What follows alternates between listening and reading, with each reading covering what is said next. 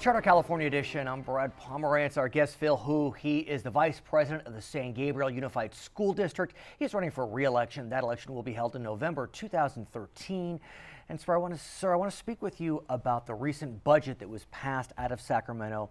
A real revolution in how we will fund education. Yes. There were some negotiations that allowed funding levels to at least match pre-recession levels as a base grant. It's a great thing. Which is a good thing, I'm sure. But your school district, like many, will get additional funding because you educate higher numbers of English language learners, foster kids, and economically disadvantaged. What do you think about that change? Well, since I'm coming from that kind of a district, right, it's a good thing. That's a very good thing, right? It's a very good thing. It's a much needed thing. I mean, baseline, I believe the figures for us, we're going to get 1.6 million from the LCFF, right, the local control funding formula. Right. And then there's two other supplemental grants, I think, that comes along with it. And we will get a nice sum of money from there.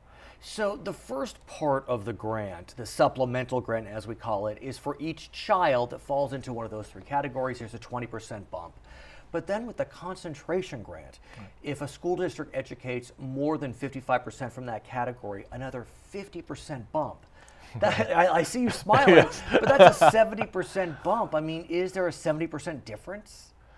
Hard to tell, right? Hard to tell, but I can tell you, having been an English learner, right, when I first came here. Right, tell us about that. You just mentioned to me. Yes, well, I wasn't born and raised here. I came here when I was 8 and came here armed with 2.5 like other languages, but no English whatsoever. Tracked into ESL. Right. I can tell you, from experience, clearly, the faculties are there, the capabilities are there, but the language is a big, it's a big obstacle. And I think for those who are coming over here, just getting in there and learning the language, I think it's important. I think we should have additional resources for them. How long did it take you to learn? The first year was a struggle, but by the end of the first year, I kind of picked up on it. I was getting the reading down. Right. In fact, the second year I was in, they tracked me into an honors class. Why? I tease. Because I'm brilliant. No. I want to speak about languages generally. It's interesting how the pendulum swings one way or the other. There had been this big push to have only English taught in schools, maybe some foreign language in high school, but now we're looking at a new trend which is called dual language immersion. Yes. And it's the hottest thing in California. I recently spoke with someone in Burbank. They're launching a Spanish immersion program. Culver City has it. Some of LA has it. San Gabriel is looking to do the same. We are. We started this about 6-7 months ago. And in fact, you mentioned the re-election. This is really one of the big things I really want to make sure, we get going. Because I think this transforms the district, and this transforms, I think, all of our students' lives from hereafter. For our viewers who are not from Southern California, give us a sense of the demography of San Gabriel, because it is an ethnically rich and diverse community. It really is. I believe we have, inside our school district anyways, we have almost 60% that's API, Asian Pacific Islander. There's another 34% or so that's under the Latino umbrella. Sure. And then the rest is just kind of divvied up, right? So, And the API are mostly individuals of Chinese descent?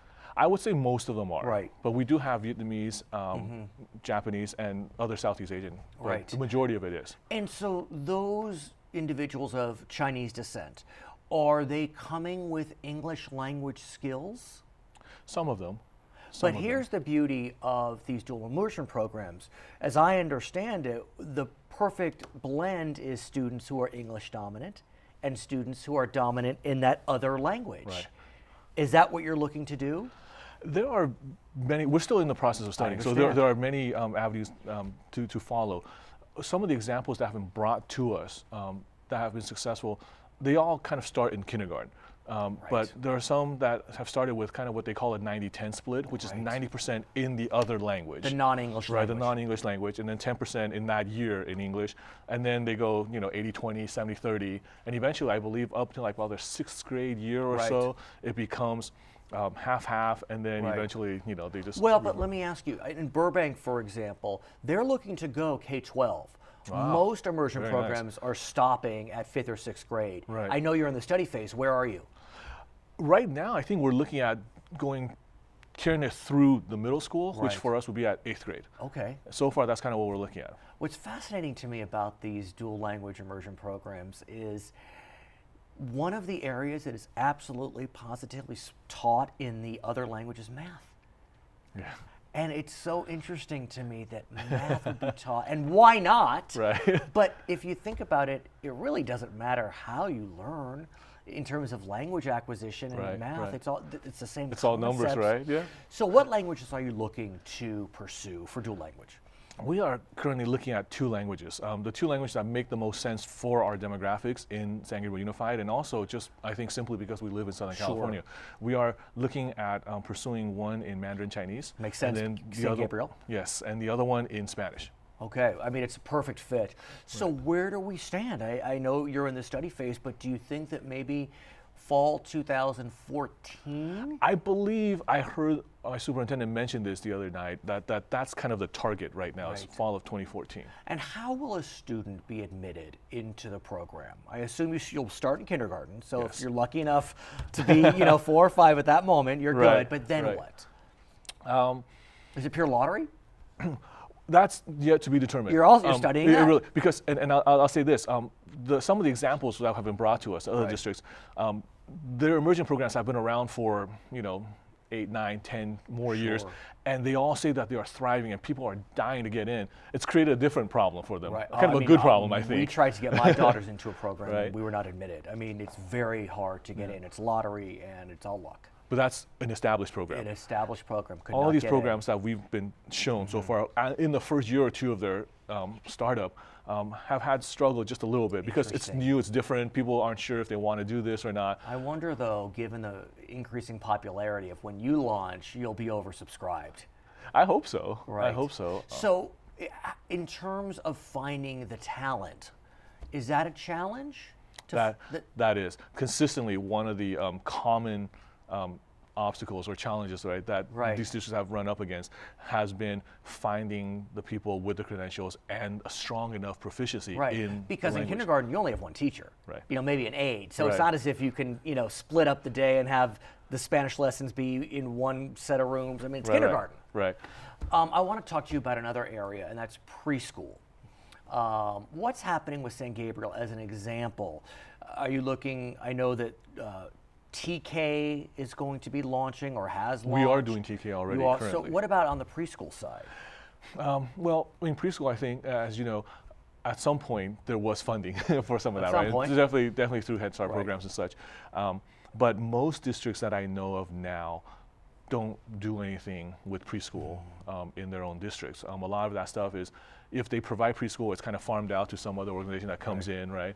Or parents just have to find a preschool around course. them.